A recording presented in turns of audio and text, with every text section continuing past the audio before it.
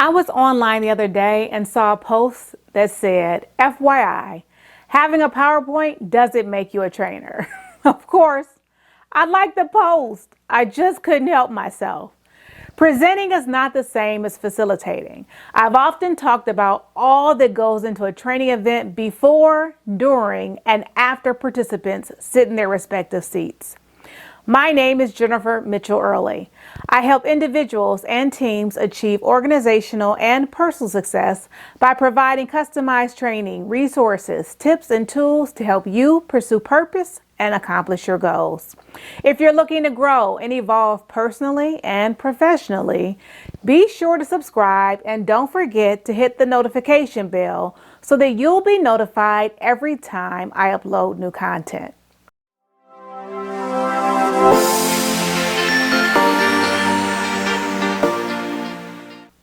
As a full-time employee, contractor, and consultant, I've been in situations before where individuals in other roles have inadvertently been dismissive of the purpose and or validity of my role as a learning and development professional providing employee training.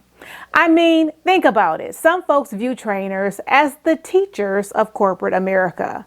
Only worse, because we get associated with icebreakers, games, and toys. These individuals weren't trying to be rude or to purposefully discount what I brought to the table. Rather, they just didn't know what I actually did and everything that goes into developing, designing, and facilitating a training event. And this lack of knowledge gave them the mistaken impression that anyone could do the same, in particular because they presented training information before in the past. On the most basic level, facilitation is the craft of guiding a group through a participatory process that makes it easier to achieve their goals. It is the act of helping people reach an agreement, solution, or consensus without getting directly involved in the overall process. Facilitation doesn't only address the mechanics of how to run an efficient and effective program, but more importantly, how to navigate behavior within a group, how to help guide a group towards a goal, how to encourage balanced participation during a discussion, and how to help a group generate creative ideas and reach consensus on a decision. Whereas presenting is an activity in which someone shows, describes, or explains something to a group of people. When you think of presentations that you've attended, you might think of meetings, presentations, lectures, and the like. A presentation conveys information from a speaker to an audience. Presentations are typically demonstrations, introduction, lecture, or speech meant to inform, persuade, inspire, motivate, build goodwill, or present a new idea or product. Inherent in the definition is the fact that presentations are typically one-sided, linear, speaker-centric, content-focused, efficient, and with little to no audience participation. This is where knowing the audience, form, and occasion, as well as employing the proper methodology is very important. Clearly, the individual who posted that a PowerPoint doesn't make you a trainer expected to be trained as opposed to lectured. Often, training may be mandatory, such as compliance, new hire, IT security, customer service, first aid, or professional development. Mandatory training can be perceived as a checkbox exercise, leading to low engagement and retention of the material. These type of training initiatives highlight the importance of ensuring that programs are relevant, engaging, and well integrated into the workflow to maximize their effectiveness and minimize their drawbacks. Choosing the correct training method is critical to ensuring the training is effective and meets the needs of the learners and the organization. But first, you have to determine the objective of the event to determine if it is indeed a training initiative.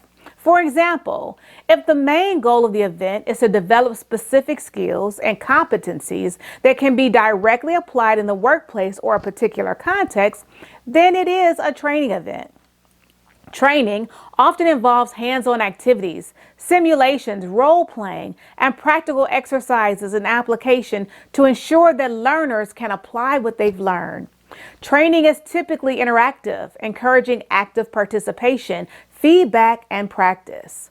It often includes assessments to measure skill acquisition and proficiency and is conducted by facilitators who act as the guide on the side, focusing on the process of the session. They enable full audience participation and collaboration, allowing participants to drive the agenda while they guide the participants toward their objectives. In essence, it's the facilitator's job to support a group during collaborative work, which entails creating a safe space for everyone in the group to contribute. It encourages participation and ownership from all involved. On the other hand, if the goal of the event is to disseminate information and knowledge to a large audience, like a department or all-hands meeting, then a presentation as a method is fine, as the focus is on delivering content rather than developing specific skills.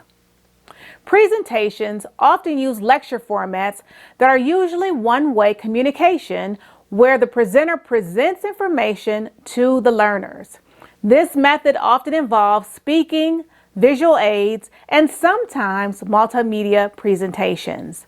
The interaction in lectures is generally limited.